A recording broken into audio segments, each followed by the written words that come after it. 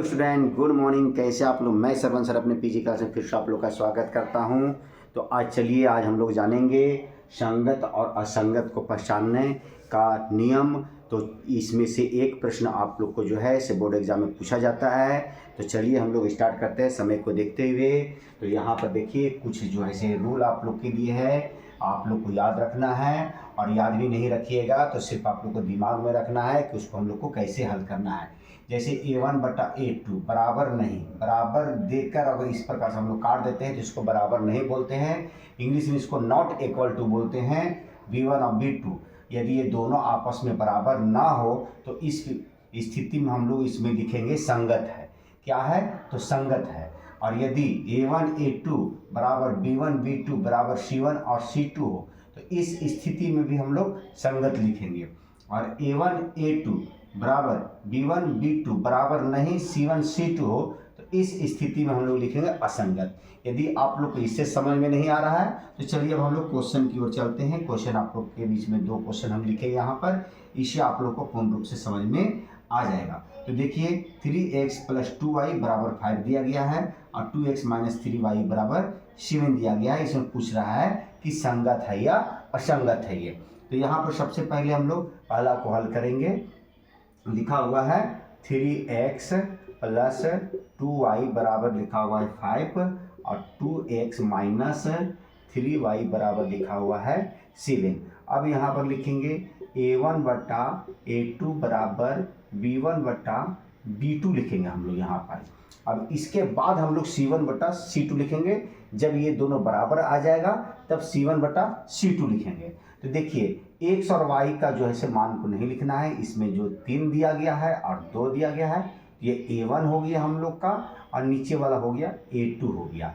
तो 3/2 लिखेंगे, 3/2 बराबर यहाँ पर लिखेंगे। ये b1 हो गया और ये हम लोग का b2 हो गया। तो b1 2 दिया गया है और b2 जो दिया गया हो वो 3 दिया गया, लेकिन इसके साथ माइनस है तो माइनस को भी हम लोग को लिखना है। अब यहाँ पर देखिए यहाँ पर 3/2 है और यहाँ पर 2/-3 है। ये दोनों आपस में बराबर हैं तो बराबर नहीं है, आपस में इक्वल नहीं है। तो लिख देंगे चूंकि a1/a2 बराबर नहीं है b1/b2। तो यहाँ पर देखिए a1/a2 बराबर नहीं b1/b2, तो इसमें हम लोग लिख देंगे कि संगत है। क्या लिख देंगे? संगत। हम लोग संगत लिख देंगे, यही हम लोग का आंसर हो जाएगा। चलिए दूसरे क्वेश्चन की ओर चलते हैं। दूसरा क्वेश्चन में भी लिखेंगे a1/a2 बराबर b1/b2। अभी c1/c2 नहीं लिखेंगे। अब देखिए ये हम लोग का a1 हो गया, ये हम लोग का a2 हो गया।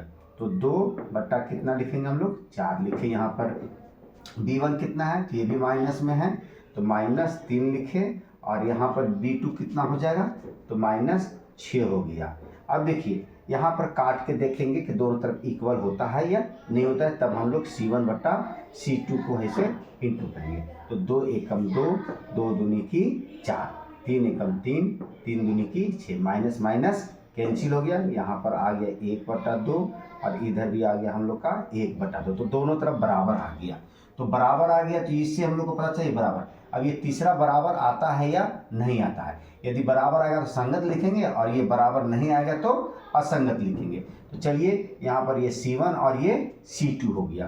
तो यहाँ पर लिखेंगे c1/c2 लिख देंगे। यहाँ पर c1 कितना है तो 8 है और ये कितना है तो 9 है। तो यहाँ पर देखिए 8/9।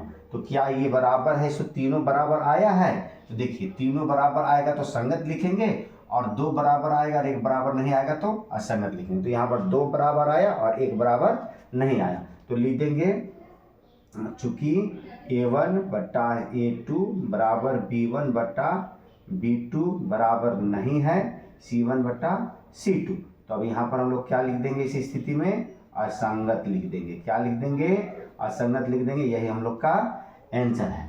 तो उम्मीद है कि आप लोग को संगत और असंगत है सो समझ में आ गया होगा। यदि आप लोग को यह पूर्ण रूप से समझ में आ गया तो मेरे लिए एक लाइक कर दे, शेयर कर दे। और जो बच्चे पहली बार मेरे वीडियो को देख रहे हैं वो सबसे पहले मेरे चैनल को सब्सक्राइब कर दें और लाइक करें, शेयर करें। यदि आप सब्सक्राइब करते हैं तो आप को जो है फिर मेरा नोटिफिकेशन अर्थात पहला वीडियो जो है आपके पास पहुंचेगा और आप जो है से इससे अच्छी तरह से तैयारी कर सकते हैं और समझ सकते हैं। तो चलिए फिर मिलते हैं अगले डे में हम लोग, नेक्स्ट डे नेक्स्ट टाइम। तब तक के लिए have a nice day, good day, take care.